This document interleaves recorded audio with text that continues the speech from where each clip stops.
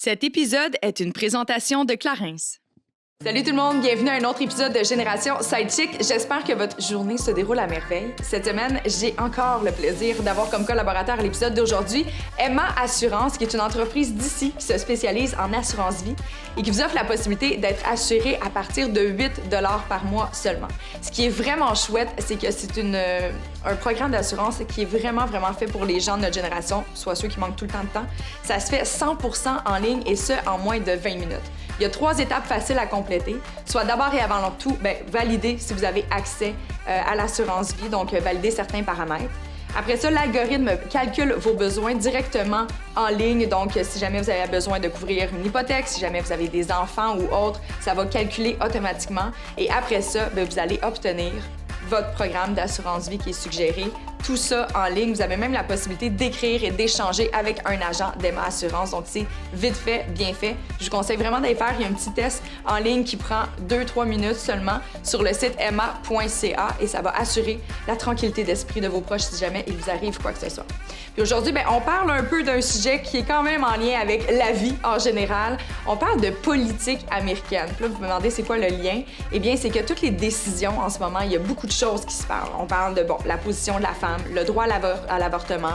On tombe en période électorale. Il y a également, le port d'armes à feu. Il y a plein de choses qui se passent en ce moment aux États-Unis et d'une façon ou d'une autre, ça éveille certains débats chez nous au Canada. Donc, on va avoir le plaisir de s'entretenir avec Valérie Beaudoin, qui est une journaliste spécialisée en politique américaine. Son quotidien est clairement pas de tout repos dernièrement, quoique depuis que Trump est parti, c'est peut-être un petit peu plus calme. Bref, on va avoir le plaisir de s'entretenir avec elle de long et en large sur différents sujets en lien avec la politique américaine et j'aurai le plaisir d'être accompagnée de mes 2 acolytes sidechick, soit Vanessa Boudria ainsi que Anne-Lovely Etienne.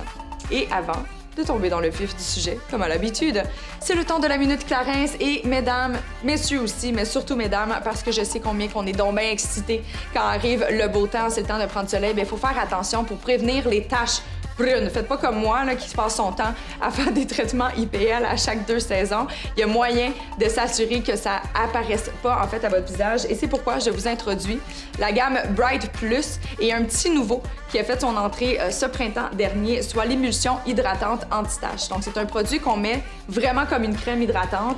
Le Bright Plus détient également le sérum vraiment pour localiser les zones où il y a des taches qui sont déjà en train d'apparaître. L'émulsion hydratante, on peut l'utiliser matin et soir. Ça remplace votre crème hydratante et ça va assurer de venir casser en fait les petits pigments qui sont en train de devenir over-pigmentés finalement. C'est disponible dans une pharmacie près de chez vous ou sur clarins.ca.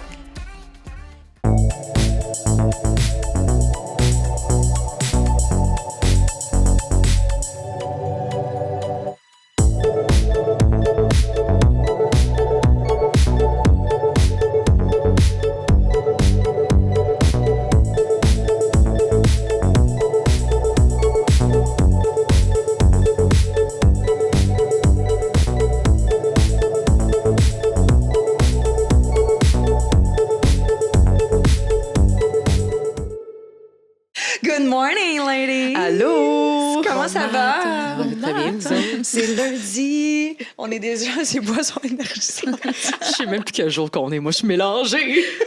Ça va pas bien. Puis là, en tout cas, clairement, tu vas te réveiller parce qu'aujourd'hui, bienvenue Valérie. Merci de l'invitation. Ça fait plaisir.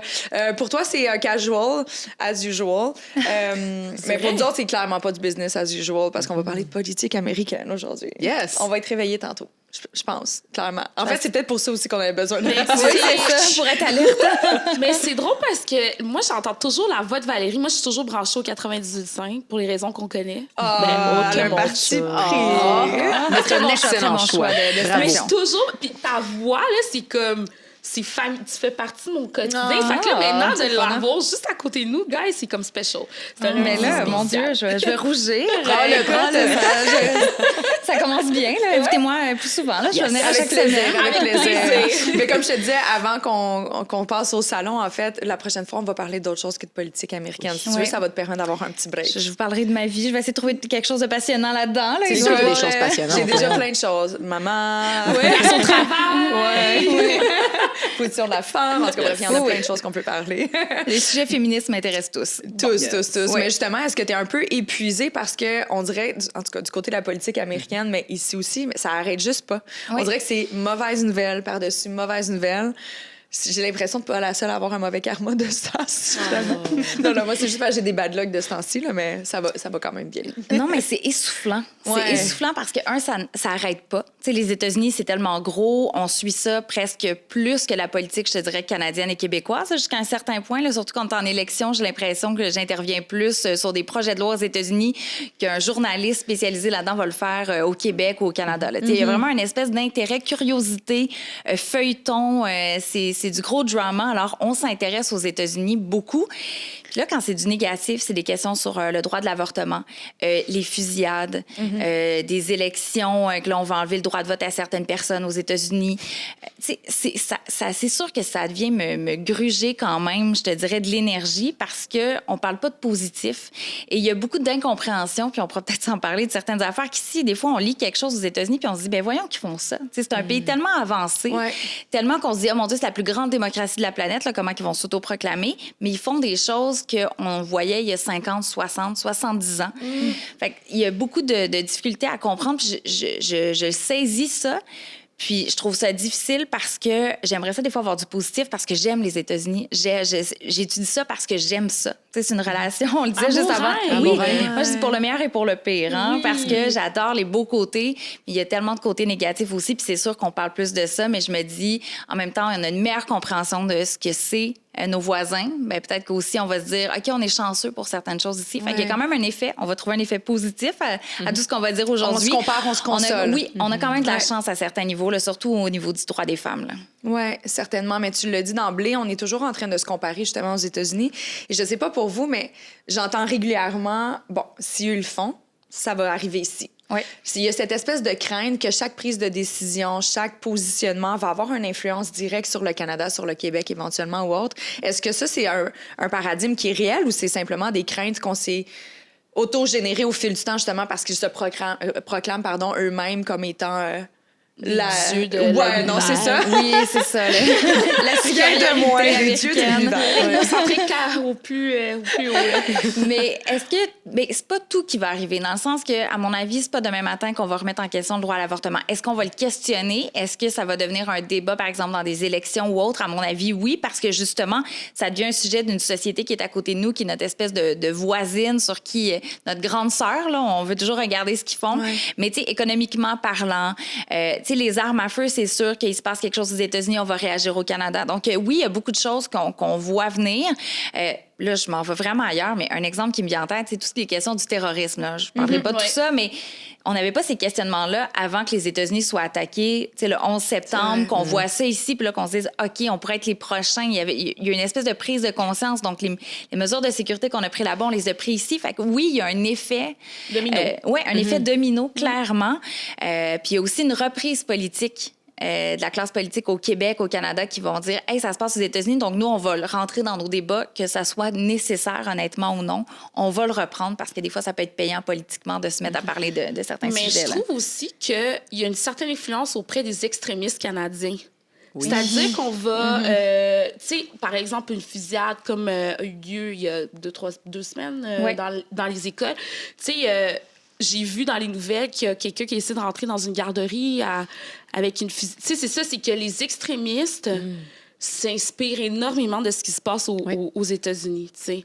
Fait que oui, ça a une influence, que l'on veuille ou qu'on le veuille pas, j'en suis persuadée. Là. Et les drapeaux, tu sais, si vous avez vu dans les manifestations, les gens qui ont des drapeaux de Trump... C'est quoi le lien quand tu y penses? Parce qu'on peut pas voter.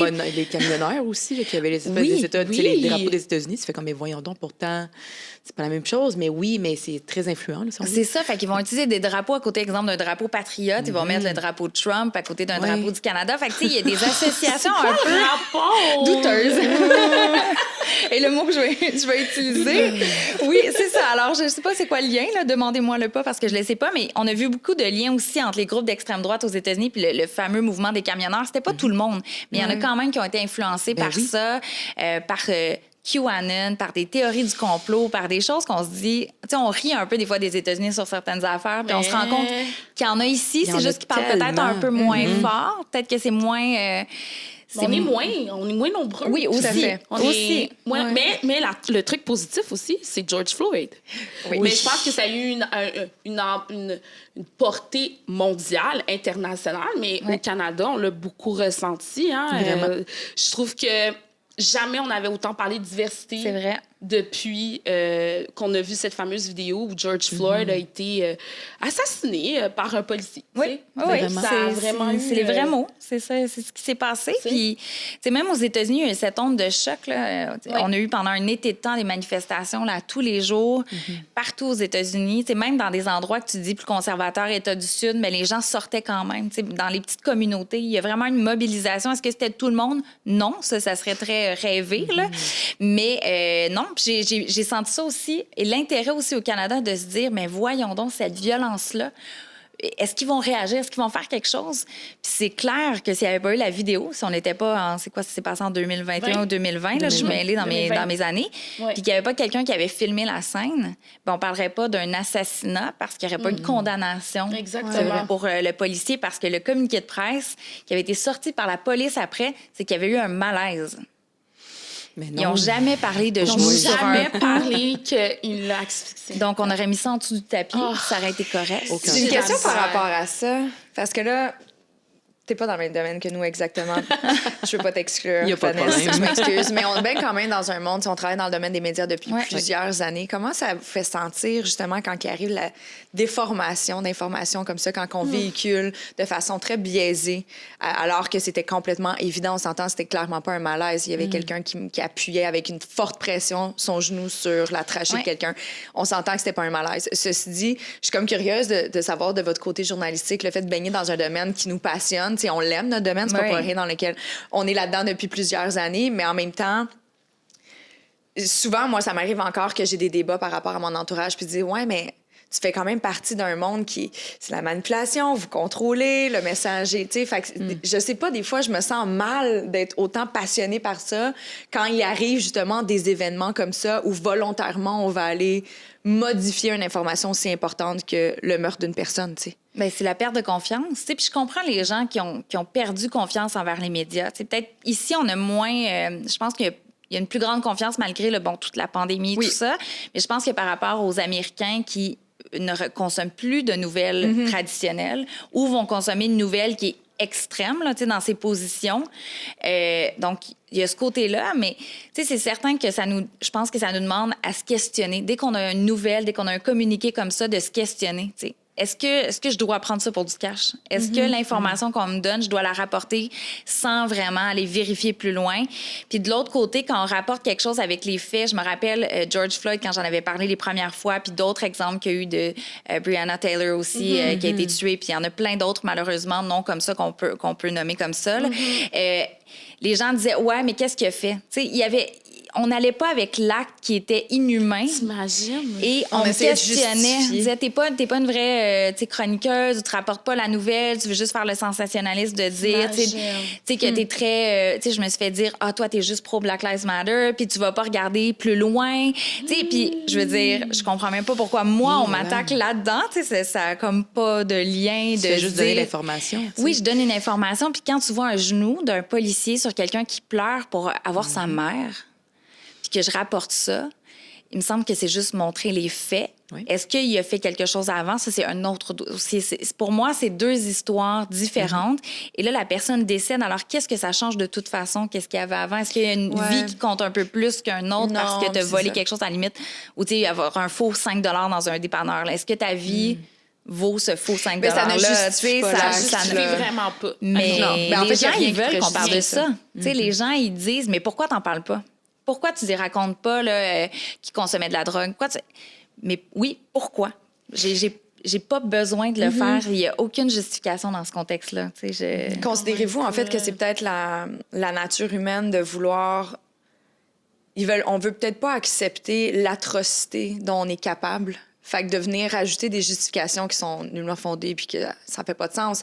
Mais peut-être que ça vient simplement déculpabiliser les actes complètement dégueulasse qu'on peut avoir envers l'humain, là, envers l'autre. Peut-être que les gens, ils ont besoin, c'est tellement, je cherche le mot, là, mais c'est tellement exagéré, c'est tellement hors du commun, ça fait pas de morale, il n'y a pas de sens, c'est irréel, voilà. Donc, les gens, ils ont peut-être besoin, on dirait, de justifier pour faire « OK, ça s'est passé dans le réel, on est vraiment capable de ça, nous, en tant que race humaine. J'ai besoin de donner une justification qui fait du sens, sinon je me sens pas bien là-dedans. » C'est peut-être juste des réflexes parce qu'on sait plus comment se positionner, c'est trop. Mais je pense qu'il y a aussi l'espèce de dire que les policiers sont bons. Je pense que dans ce contexte-là en particulier, les gens veulent pas croire qu'un policier pourrait faire ça. Fait que ça revient un peu à ce que tu disais de trouver une justification, parce que dans le sens que c'est eux qui protègent, puis il y a un respect de l'autorité d'une grande partie de la population américaine, de tout ce qui est militaire, policier ou autre. Être au service. Oui, c'est extrêmement important. C'est patriotique de dire que tu risques ta vie dans la rue avec des fusillades, avec autres. Donc, de dire que cette personne-là a fait un geste qui est criminel, tu veux trouver toutes les autres justifications pour ne pas perdre cette confiance envers les policiers. À mon avis, il y a aussi ça un peu. Puis oui, il y a des gens qui se disent, voyons, ça se peut pas. T'sais, pourquoi est-ce qu'un... je pense qu'on se questionne tous quand on voit un meurtre ou n'importe quoi, un crime, comment un humain peut faire ça. Fait que c'est ce côté de se dire comment on peut justifier ce geste-là, qu'est-ce qui s'est passé dans sa tête pour que même quand les gens le filmaient, l'imploraient de faire quelque chose, il y avait des ambulanciers qui voulaient juste lui porter secours en disant comme... Au pire, il voulait même le réanimer à la limite, là, à la fin. Mais ça n'a pas été fait. Donc, je pense que oui, il y a une partie de ta question que c'est ça la réponse. Puis il y a aussi le côté de l'autorité. Qu'est-ce que tu fais si tu perds confiance face à l'autorité depuis cette confiance-là? Il y en a beaucoup qui se trouveraient perdus là-dedans. Puis ça remettra en question leur image de leur société. Qu'est-ce que ça véhicule chez toi, Vanessa, le fait qu'on en reparle? Tu dois être un peu épuisée, mais Vanessa est mariée avec un policier. Avec un policier. Bien, en fait, un policier, mais nous, ça a été un très beau débat. J'essaie de le voir positif. Plus que négatif, ça a été intense, c'est sûr et certain. Puis, pour lui et d'autres collègues que je connais, sans nécessairement parler pour lui, mais c'était traumatisant. Il dit, OK, voir qu'on vit ça, c'est des mesures qui sont inacceptables, qui ne se feraient pas ici au Québec.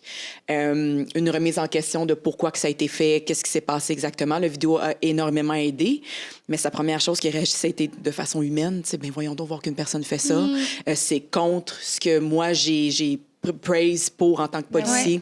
Là, pourquoi j'ai appliqué dans ma job? Moi, je veux juste je veux sécuriser les gens, je veux les protéger, puis là, ça l'arrive, on a l'air de quoi, tu sais. Donc, c'est sûr que j'ai essayé de comprendre son point de vue. Il a compris le mien parce que c'est quand même une personne noire qui est décédée aussi, face à un policier. Donc, il y a comme tout ça, ça a été un très beau débat, très dur aussi. Je pense que de mon côté, j'ai pris un petit break des médias sociaux pendant un certain temps parce que c'était tellement intense. Puis après, tu sais, je voyais autant le côté pro-black qu'on supportait, qu'on voulait aider, qu'on voulait faire de quoi. D'autres qui étaient absolument contre les policiers aussi. Donc, je vivais un peu cette espèce de dualité-là de... Moi, je vis avec un policier dans mon quotidien. Comment que je fais pour vivre... Je sais pas, c'est assez intense. Ça me choque encore. J'ai de la misère à en parler, mais ça a été difficile. Mais en même temps... Ça a été une très belle discussion dans l'ouverture, de voir son point de vue. Mais en même temps, je peux pas non plus parler pour toute sa communauté non plus, là, ça c'est sûr. Oui, mais ça a été assez intense, mais en même temps beau, de cette façon de comprendre son point de vue puis de comprendre le mien. OK, voilà. Mais est-ce que ça fait partie des réflexions qui sont restées, à tout de moins de comparer justement les agissements ou les actes policiers qui a lieu, par exemple, aux États-Unis, leur façon d'être versus au Canada? Vraiment, parce que l'entraînement de la façon aux autres qui sont entraînés est complètement différent que le Canada. Il y a des similarités, c'est sûr, mais là-bas, c'est un autre monde complètement. Ici, j'ai l'impression qu'on est plus sécurisé malgré tout ce qui arrive. C'est sûr et certain qu'il reste quand même des... Je ne veux pas dire des pommes pourries parmi certaines dans tous les personnes. domaines, Dans tous les domaines, oui, c'est sûr. Mais en même temps, je pense que généralement parlant ici, on est bien, ça va bien. Il y a certaines situations que tu es comme, ça, je suis vraiment pas d'accord, ça se fait pas. Mais ça, c'est d'un point de vue personnel en même temps. Mais c'est sûr, tu regardes ça, tu fais comme, mais voyons donc, voir qu'on est encore rendu là en 2020, quand ça s'est passé. Donc, ouais, on en parle 2 ans plus tard. Fait que ça veut dire que ça a encore, ça nous touche encore, ce dossier-là. Puis Puis, je sais pas, avec ton mari, c'était la discussion, mais le fait aussi que les policiers, avec lui, avaient rien fait. Les autres policiers, il y a cette question-là de complicité puis de culture de t'as le policier senior et là, tu veux pas miner son autorité parce qu'il y en a qui sont complices d'avoir regardé la scène puis d'avoir, au contraire, reculé les gens qui voulaient aider. Fait que j'imagine, parce que je te lance la question aussi, j'imagine que c'est des discussions qu'il doit, lui, doit faire. Faut que tu te sécurises aussi. C'est une question de c'est la fratrie. Oui, c'est ça, tout à fait. Moi, je serais plus individuelle en voulant dire qu'est-ce qui est mieux pour la sécurité de l'autre, malgré le fait que d'avoir un boss ou de pas. Je sais pas, oui, non, définitivement, c'est sûr que c'est à penser, mais sécurité avant tout. Tu veux protéger la vie de quelqu'un, peu importe, que ce soit ton collègue, ton supérieur, je veux pas dire inférieur, mais la personne en bas de toi, sécurité avant tout, puis même le citoyen. Donc, moi, je le vois ça un peu de même, mais... Ouais. Je suis curieuse. Puis là, je vais devoir regarder mon écran pour être sûre de ne pas me tromper. Tu es chercheur associé à l'Observatoire sur les États-Unis de la chaire Raoul Dandurand. Je dois regarder. Mais non, je veux quand même pas oublier son deuxième nom de Raoul Dandurand. Ceci dit, qu'est-ce que ça fait dans la vie? Mais qu'est-ce que ça fait dans la vie? Mais je suis curieuse si ce genre de débat-là, parce que justement, j'ai quand même été lire on s'entend un peu sur leur site, puis vous êtes constamment en train d'étudier justement le rapport, la façon de faire des États-Unis, l'impact que ça a sur nous et tout ça. Est-ce que ce genre de débat-là a pris de l'ampleur par rapport à justement comment le corps policier aux États-Unis agit envers la population versus ici? Est-ce que ça fait partie des discussions que vous avez? Oui, bien c'est certain. Puis, tu sais, au sein de la chaire, on est tous spécialisés dans quelque chose. Comme moi, je vous parle de ça aujourd'hui, mais tu sais, ma spécialisation, c'est plus dans les scandales politiques et dans tout ce qui est communication, médias. Mais, tu sais, on s'entend qu'aux États-Unis, quand on parle des États-Unis, on vulgarise grand public. Fait qu'aussi, je suis pas obligée de rentrer dans le pointu du détail, mais je pense que ça force aussi les recrues ou les jeunes qui veulent faire de la recherche en politique américaine à se questionner encore là-dessus sur des dossiers peut-être qu'ils voyaient plus très, très importants ou que des dossiers qui étaient réglés. Mais là, au contraire, j'ai l'impression que les prochains chercheurs ou autres vont se dire « OK, George Floyd a changé quelque chose. Sa mort, aussi triste que ça peut être, a fait un changement aux États-Unis. On a eu des condamnations de policiers, on regarde plus le travail. Il y a une réforme de la police qui vient d'être faite par Joe Biden qui est quand même... qui va pas tout changer, mais qui va bannir la fameuse prise d'étranglement. Là. On se dit c'est la logique, mais non, il faut le mettre sur un bout de papier, de dire qu'on l'arrête. Les pommes pourrites, on parlait de ça il y a un instant, d'avoir un registre de policiers qui ont des problèmes dans le passé, qui ont eu des dénonciations. Donc, avoir un registre pour que les gens sachent quand ils sont engagés dans un corps de police, mais qu'il y a des tâches à ce dossier-là. Donc, oui, si vous voulez l'engager, fine, mais ayez quand même connaissance de son background pour à la limite l'épauler. Alors oui, il y a des questionnements, puis on en a parlé dans différents colloques aussi, on échange, mais sûr que ça reste plus au niveau académique que là, la discussion qu'on a en ce moment. Mais je trouve ça intéressant que ça va faire qu'on va se questionner encore plus sur les relations entre policiers afro-américains aux États-Unis.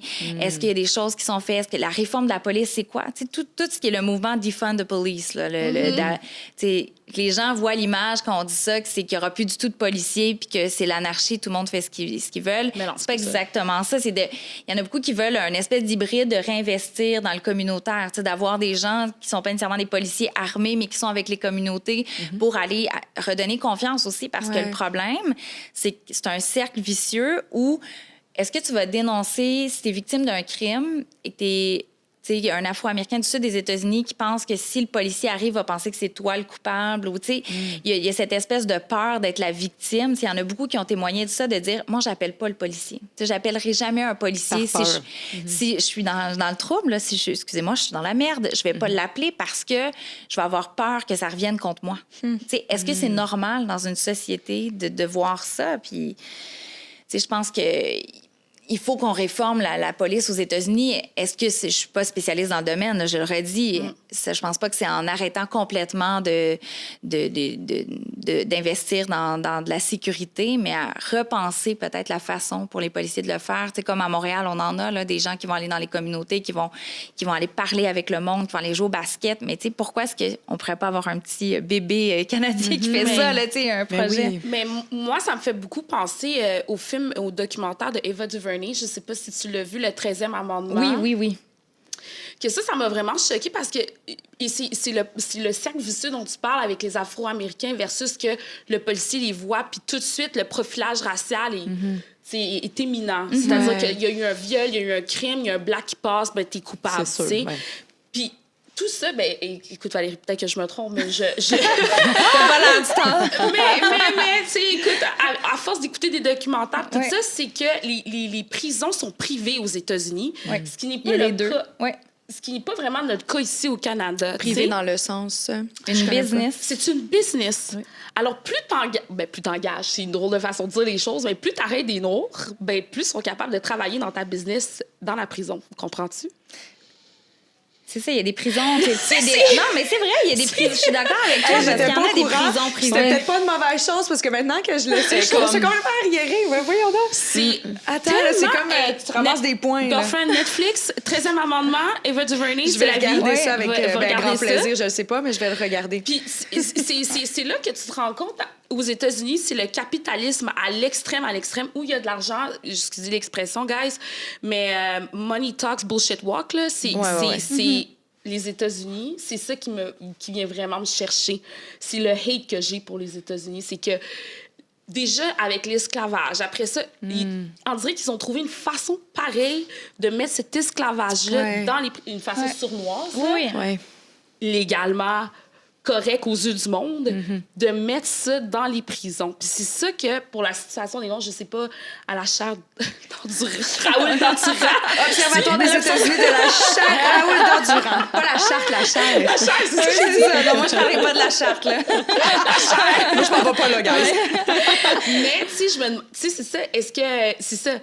Donc, George Floyd aussi, je pense qu'il vient, en tout cas, souligner ces questions-là aussi, parce que quand on est accusé de profilage racial égal, tout de suite, tu t'en vas en prison égal. Tu sais, le fait, c'est un crime, c'est long, là. C'est des années et des années. Ici, nous, c'est peut-être trop relax. Mais c'est pour ça qu'ils voulaient changer la loi parce que, exemple, quand tu avais une possession de marijuana, mais comme tellement minime, mais tu allais faire genre 5 ans en prison. Là. Je dis des chiffres qui n'existent pas, là. C'est pas basé sur rien de concret. C'est long. Mais et puis là, c'est un cercle. Quand tu ressors, tu peux pas te trouver d'emploi parce que là, je veux dire, tu as un dossier criminel. Fait que ces gens-là restent dans la criminalité parce que tu te tournes vers quoi? Qu'est-ce que tu veux faire d'autre? Fait que là, tu te fais arrêter encore une fois.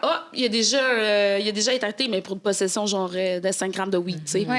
Là, c'est correct, on te renvoie, puis tu vas aller travailler pour nos entreprises, on te renvoie en prison. C'est l'esclavage moderne, c'est la façon... Moi, c'est ça que c'est comme ça que je le vois. Oui, puis tu sais, il y a des lois qui c'était genre 3 strikes. Fait que quand ça fait 3 fois, exemple, qui a été pris, même possession simple. Oui, possession simple, mais là, après ça, tu t'en vas en prison pendant une super longue période de temps qui est souvent exagéré par rapport au crime que tu as fait, que tu as commis, là. J'avais, mon Dieu, c'est la seule fois que je vais pouvoir la citer dans mon contenu, Madame Kardashian, qui est allée défendre cette femme. Mais tu sais, c'est parce que les pénalités sont tellement pas justifiées. Il n'y a pas, on dirait, de façon de faire. Ça va vraiment selon le gut feeling du juge. Puis, fait comme, bon, ben toi, tu vas avoir 5 ans là, disant ça. Mais il y a tu sais, il y a une personne qui peut être accusée de meurtre qui va avoir moins de temps en prison que quelqu'un qui avait une possession simple de drogue. Il y a comme, on dirait qu'il n'y a pas de... Il n'y a pas de juste milieu, ils n'ont pas de ligne directrice dans ça. Il y a plein d'innocents. Il y a plein d'innocents qui sont là. J'ai cité Mme Kardashian juste parce qu'elle a débattu mais moi, je la cite dans mes chroniques. Alors, c'est correct.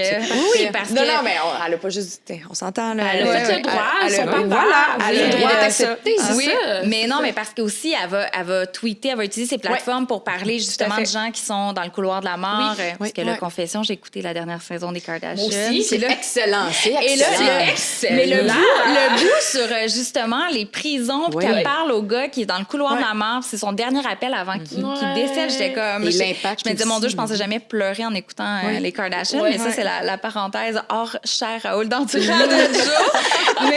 Mais l'impact qu'elle a apporté, je veux dire, tous les gens qu'elle a pu rejoindre, qui ont fait des entrevues, qui ont fait des pauses, je veux dire, d'une personne aussi, tu sais, les gens ont beau la juger, mais elle a eu tellement un impact important, puis ça a fonctionné. Mais tant mieux si tu peux utiliser. Exactement, tu utilises ta tribune, puis ça me fait penser à un cas d'une femme qui est mère, si je me trompe pas, de 14 enfants. On en a parlé il y a quelques semaines de ce cas-là. Une latino-américaine, je crois que c'est dans l'État du Texas de mémoire. Son bébé de 2 ans, là, il y a quelques années, est décédé après être tombée dans l'escalier. Et là, le premier réflexe, c'est de dire, ben c'est la mère, parce qu'elle a déjà eu des problèmes de consommation. Puis là, elle n'a pas d'argent pour se défendre. Puis là, elle a déjà été abusée par le passé. Puis là, ils prouvent que quand tu es dans un interrogatoire, mettons, pendant 8 heures, sans pouvoir te reposer ou rien en plein milieu de la nuit après avoir eu justement le choc du décès de ton bébé, tu finis à la fin par... C'est comme dire, peut-être que je l'ai fait. Ça a été ça, son aveu. Ils ont caché de la preuve que les blessures auraient pu être causées justement par la chute et non par la mère. Et elle était dans le couloir de la mort pour être exécutée il y a quelques semaines. Et finalement, justement, c'est pour ça que ça me fait penser Kim Kardashian ou d'autres personnes qui ont dit, mais attends, elle n'a même pas le droit à une défense juste parce que c'était une femme d'origine mexicaine, qui n'avait pas d'argent, qui avait déjà plein d'enfants, que c'était l'espèce de stéréotype de fille qui peut-être s'occupe pas bien de ses enfants, quand toute sa famille a dit, on n'a pas eu le droit au procès de témoigner pour dire que notre mère nous a jamais battus. On n'a jamais manqué de rien. Moi, ça me brise le cœur juste à y penser. Il n'y a aucune vie qui... Tu sais, on s'entend, il n'y en a pas une qui est meilleure que l'autre ou qui vaut plus qu'une autre. Ceci dit, cette mère-là, elle a 14 enfants. Tu sais, il y en a peut-être un qui est décédé, mais il en reste 13. Ouais. Puis elle est enceinte de jumeaux quand c'est arrivé. Fait qu'elle s'est fait emprisonner. Elle a eu ses jumeaux qu'elle n'a pas avec elle, là. Mais c'est ça, les États-Unis. C'est constamment des histoires comme ça. Ouais. Tout le temps. Quand je vous dis que c'est drainant, là... C'est drainant. Je te lève mon chapeau. Comme... Tu sais, j'ai arrêté... par parenthèse, là, j'étais vraiment bonne là, parce que moi, je suis ben trop sensible. Là. Mon Dieu, je suis sensible. Puis j'ai étudié en psychologie et j'ai changé de domaine. J'adorais ça. Écoute, les universités m'envoyaient des bourses.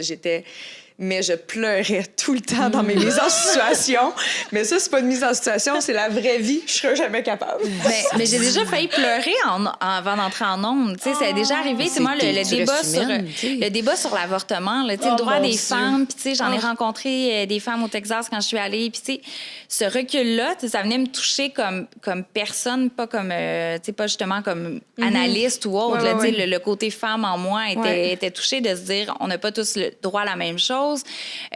La fusillade, le côté juste humain, maman aussi. Tu sais, je veux dire, avant d'entrer en ondes, on me présente les 19 photos des enfants qui sont décédés. Là, après ça, tu te dis, comment tu veux aller être froidement, parler d'un sujet, puis parler de législation, tout ça. Fait que je pense qu'on a le droit aussi des fois de... Je pense pas que je serais capable de pleurer en ondes dans un bulletin de nouvelles. Je pense que l'adrénaline fait que ça bloque, mais on a le droit quand même d'avoir je pense, nos émotions. C'est bien, mais je te comprends que... C'est surtout en psychologie, toi, c'est des vrais cas. Il n'y a pas la distance que j'ai quand même avec les sujets. Oui, là. C'est des vrais cas, mais ils n'étaient pas nécessairement foncièrement devant moi. Fait que, puis des fois, j'étais quand je me mettais à pleurer, puis j'étais comme, ça va pas, mon enfant, je vais finir. C'est moi qui allais finir avec un cancer. Mais tu vois, ici, le podcast, au moins, c'est peut-être pour ça que c'est moi qui le produis. J'ai le droit de pleurer. Il y a personne qui me dit non. Faut que tu sois focus. Tu as 4 minutes pour livrer ton bulletin. Je suis comme, non, si j'ai envie de pleurer. Justement, pour l'avortement, puis je me posais cette question-là, est-ce que c'est parce que les États-Unis ont, surtout dans le Sud, la religion est encore très, très, très, très omniprésente? Tu penses que c'est l'une des raisons qui expliquerait ce recul-là? Ou... Un gros pourcentage, oui, parce que les évangélistes, il y en a beaucoup aux États-Unis qui donnent de l'argent au Parti républicain, à des élus, un peu comme le lobby des armes à feu. Là, il y a un bullshit. Voilà, c'est la quote du podcast. Voilà. Mais ça représente bien parce qu'ils donnent de l'argent à des partis pour qu'ils nomment des juges conservateurs pour renverser cette décision-là. Donc, il y a un gros lobby religieux. T'sais, on l'oublie, mais il est très important. Très, très important. Oui, c'est aussi... écoute, à l'abri de l'impôt, on pourrait faire un podcast là-dessus, à quel point ils sont puissants aux États-Unis, puis ils se mêlent de la politique. Donc, il y a un côté peut-être un petit peu moins éthique là-dedans. Et là, ils se disent, OK, on va accepter, par exemple, dans l'élection 2016, ils ont été derrière Donald Trump, même si il trompait ses femmes, il y avait des propos hyper misogynes. His pussy. Grab them by the pussy. Je te laisse compléter la phrase. Mais ils ont dit pourquoi? Parce que tu vas nommer des juges qui vont renverser cette décision-là. Donc, ils sont derrière lui. On ferme les yeux sur certaines autres, disons, valeurs morales douteuses parce que l'important, c'était quoi? C'était de renverser une décision de 1973. Je te dirais que je pense que c'était en janvier 73, mais dès le lendemain, on s'est dit, on va tous faire les efforts pour le renverser. Fait que, tu sais, ce qui se passe en ce moment, c'est des années d'efforts. C'est pas juste là, c'est vraiment depuis longtemps. Tu sais, ceux qui ont toujours été contre cette mesure-là parlent fort. C'est pas une majorité. C'est pas tous les Américains qui sont contre le droit de choisir, mais comme dans d'autres débats, la minorité parle fort. La minorité est présente, la minorité va vouloir dire non, si vous faites ça, c'est inhumain. Puis même ici, là, quand j'ai commencé à parler de ça, je recevais des images je vous épargne les détails, de fœtus. Je recevais des menaces. Oh, Dieu. Et je suis une femme québécoise dans les médias ici. Donc, si j'étais américaine là-bas, Imagine. je sais pas ce qu'ils reçoivent, ces femmes-là. Fait que Quelle horreur! ouais. Vraiment. Vraiment. Je suis sans mots. Ça... Mais t'as raison de dire qu'on régresse beaucoup. Tu sais, c'est littéralement le cas. Tu sais, on en a parlé, on peut en reparler. Je sais pas, honnêtement, sont rendus où, par contre, dans le processus? Écoute, il y a une décision de la Cour suprême qui va tomber aujourd'hui au moment où on enregistre. Ça sera peut-être pas elle, il y en a plusieurs. Mais on est dans la période où ça va tomber. Donc, mois de juin, début juillet. Donc, OK. on va avoir la décision finale parce que, pour les gens qui n'ont pas nécessairement suivi, c'est le brouillon d'une décision qui a été en fuite dans les médias, là, qui a leaké. Je cherche le mot français. Fuite, Oui, c'est c'est bon. ça. Qui a leaké dans les médias. Alors, et depuis ce temps-là, c'est l'effet boule de neige, de panique, de se dire... Non seulement on va peut-être restreindre l'accès à l'avortement, ce qui était une des possibilités avec la Cour suprême, mais là, on renverserait la garantie d'une légalité partout où tu te trouves aux États-Unis. Parce que c'est ça, c'est pas que du jour au lendemain, ça va être illégal. C'est vraiment, si c'est renversé, cette décision-là du 73, il y a des États qui peuvent décider de criminaliser ça. Ouais. Ça veut dire que tu pourrais envoyer en prison, par exemple, un médecin, là, je te mets à l'extrême, là, un médecin qui pratique un avortement, tu dénonces les femmes qui y vont, les infirmières, tout ça, ou dire, on le restreint en temps de semaine, pas d'exception, exemple, dans certains cas. Alors, ça peut aller très, très large, puis il y en a qui ont même peur, puis là, les gens vont dire, mon Dieu, c'est exagéré, mais non, il y a quand même des gens qui veulent limiter aussi la contraception. La pilule du lendemain, le stérilet.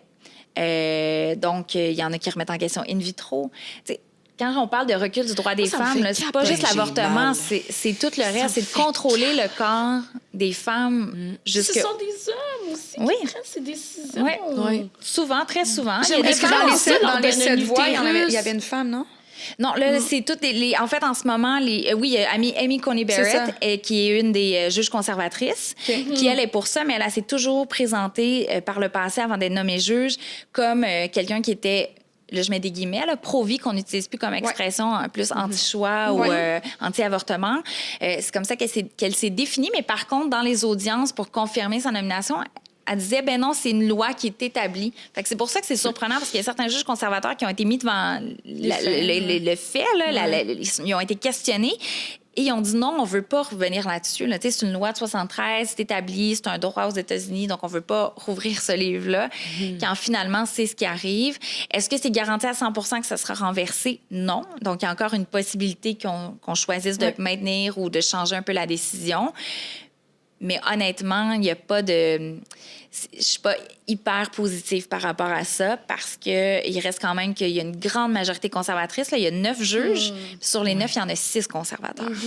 Donc, c'est une grosse majorité de gens qui ont été peut-être élevés, éduqués, qui ont cru toute leur vie adulte que l'avortement, c'était mal. Donc, ce qu'ils veulent finalement, c'est dire que les femmes ont peut-être moins de droits que le bébé à naître. Tu sais, si je paraphrase un peu. C'est là. incroyable. Mais, mais quelle ironie. Parce que ils veulent empêcher les femmes de contrôler leur propre corps, mais un petit cul de 18 ans peut aller s'acheter pour son anniversaire un fusil. Ouais. Puis tuer des enfants. Non, genre. C'est très ironique, je C'est trouve. très... Moi, je suis flabbergaste, je sais pas comment l'expliquer, j'ai pas de mots.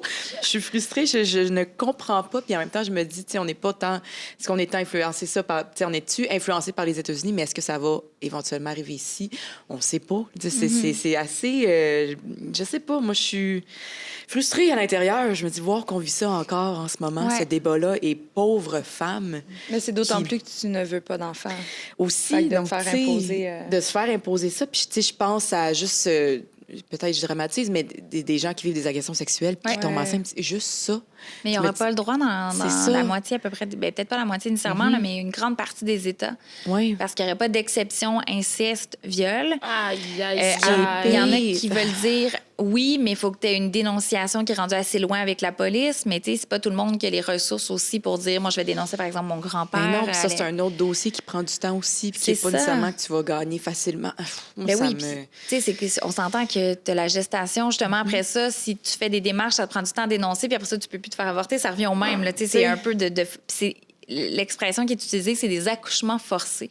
Ouais. Puis je veux dire, j'en ai vécu un accouchement, puis c'est traumatisant quand même comme événement. Tant que c'est beau, je veux dire, c'est un choc sur un corps. Donc, de forcer une femme à faire ça, t'imagines le traumatisme, parce que pour celles qui en veulent pas, tu sais, je veux dire, pour plein de raisons, là, c'est pas obligé d'être... Après ça, c'est quel genre de grossesse? Tu sais, la mère qui veut pas d'enfant, elle va peut-être tout faire pour essayer de perdre son bébé. Oui. Elle va peut-être consommer parce qu'elle veut pas vivre cette réalité-là. Fait que ça va peut-être créer d'autres troubles de psychologie. Puis après ça, tomber dans Tout ça. des patterns complètement débiles. Tu sais, oui, on veut maintenir la vie, mais en même temps, quel genre de vie ce bébé va avoir? Tu sais, at the end of the day, peut-être qu'il va naître avec des déformations, peut-être qu'il va être en mauvaise santé. La Puis en mère plus sera pas en que- bonne santé, sera pas capable de s'en occuper.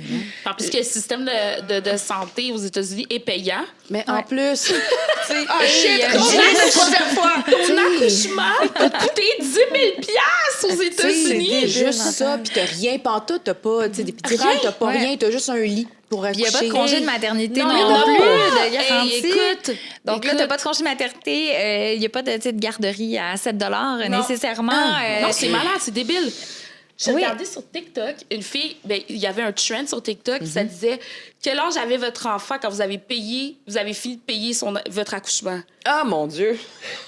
Il y avait un trend sur TikTok et je regardais ça. C'est quoi la puis moyenne? 15-16. Tabarnak. Ouais. Incroyable. C'est hein? cher, là, ça n'a pas de sens. Je peux pas imaginer. Tu sais, tu te questionnes à savoir est-ce que tu veux un enfant si tu as à payer une facture à la fin. Tu sais, on n'est pas tous dans les mêmes situations, là. Mais En même temps, tu te questionnes à savoir si tu veux un enfant, mais si on t'oblige... Ouais. Et C'est quoi, après ça, c'est l'abstinence?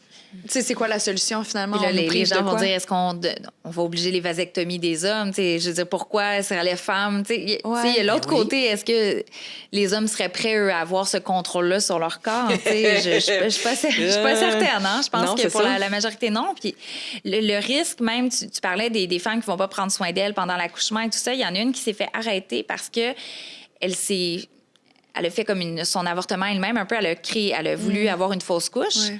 Puis là, elle s'est fait arrêter, puis là, il a été menacé de prison. Puis là, finalement, il n'y avait pas de loi pour se baser là-dessus, mais ils l'ont quand même arrêté. Puis là, les procureurs, ils ont dit, mais on ne peut pas l'accuser sur rien. T'sais, en fonction de rien, il n'y a pas de preuve, mais elle s'est confiée à un médecin ou une infirmière, là, un professionnel de la santé, qui l'a dénoncé aux autorités. Fait que- Mais ça, qu'en est-il de la loi sur la protection de la vie privée? Non, parce ça, qu'ils c'est une autre loi qu'on non, va parce décider qu'ils de disaient tasser. c'est comme un meurtre, fait qu'ils n'ont pas le choix de dénoncer. T'sais, dans leur vision. Tu sais, vous avez peut-être vu La Servante écarlate, Oui. Handmaid's Tale. Moi, Ouais, des fois, là, ouais. je me dis, je viens de finir la dernière saison, puis En plus, je vois... tu pourrais ressembler à l'actrice, en plus. Ah oui? Bon. Qui écoute. Je vais essayer de be the fruit. Je vais c'est quoi son prénom? Mais non, ça viendra jamais comme ça, à mon avis. Là. Mais quand même, cette notion de contrôler, de dénoncer, aussi cette dénonciation de ton voisin, de ta voisine, de ta collègue de travail, parce qu'il y a des lois qui c'est basé sur de l'argent. Alors, ta quote revient On encore. le redit. Ben oui. Money talks, bullshit walks. Oui, 10 000 que tu peux avoir pour dénoncer un chauffeur de taxi qui va porter une femme dans une clinique d'avortement. quel chèque de Et dynamite. attends, je suis allée au Texas pour faire un reportage en octobre de l'année passée. Et là, j'étais dans un Uber ou taxi ou peu importe. Et là, je leur disais, parce que j'allais visiter, mettons, une clinique d'avortement pour savoir comment ça se passait, tout ça. Puis je leur disais, écoutez, inquiétez-vous pas, je m'en vais pas me faire avorter, je suis juste reporter, je m'en vais juste comme voir là, parce que je voulais pas qu'il ait peur d'être poursuivi pour 10 000 parce qu'il me conduisait à un avortement. Mais jamais dans ma vie, je me suis dit, je vais aller en reportage sur le terrain et devoir justifier que je ne me fais pas avorter à un chauffeur de taxi. Puis honnêtement, ils m'ont tous répondu un peu en riant, en disant, on s'en fout. Comme pour vrai, moi qui me demande de prendre 7 dans mon portefeuille ou 7 000 ou 70 000, ça revient à ma affaire parce que j'ai pas d'argent. Fait que, tu sais, comme au pire, poursuivez-moi. Mais, tu sais, puis les compagnies de taxi, Uber, Lyft, tout ça, ils avaient dit, si vous faites poursuivre, on va payer quand même les frais dans le sens ils ont quand même été solidaires des femmes au Texas par rapport à ça, puis des gens qui voulaient les aider. Mais, tu sais, c'est toutes des choses qu'on raconte aujourd'hui, puis Je pense que je vous aurais dit ça il y a 5 ans dans le même podcast, puis on dirait, voyons, elle est complètement folle, c'est impossible, c'est un scénario de film. C'est pas quelque chose qu'on peut Ça se sent imaginer. comme ça, exactement. Ouais. Et considères-tu que